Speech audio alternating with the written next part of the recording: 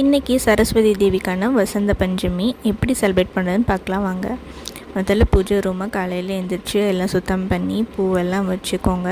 எனக்கு பார்த்திங்கன்னா இன்றைக்கி செம்பருத்திக்குள்ளே ஒரு செம்பருத்தி பூ வந்திருந்தது. அதை முருகருக்கு வச்சுட்டு வழக்கம் போல் பூஜை ரூமை எல்லாம் ரெடி பண்ணியாச்சு.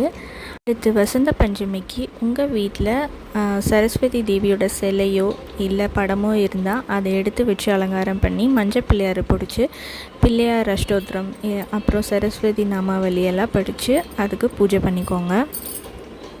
இந்த பூஜை பண்ணுறது மூலிமா நம்ம குழந்தைங்க கல்வி, அறிவு, ஒழுக்கம், கலைன்னு எல்லாத்துலேயுமே தேர்ச்சி பெற்றவங்களாக விளங்குவாங்கன்னு ஐதீகம் சொல்லப்படுது.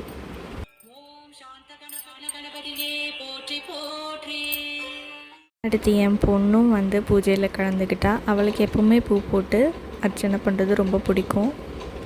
சரி, இது ஒரு நல்ல பழக்கம், அவளும் கற்றுக்கணும் அப்படின்றதுக்காக நானும் எப்போவுமே நான் பூஜை பண்ணி முடிச்சதுக்கப்புறம் அவளுக்கு கொஞ்சம் பூ தனியாக எடுத்து வச்சுருவேன். சரஸ்வதி நமஹ.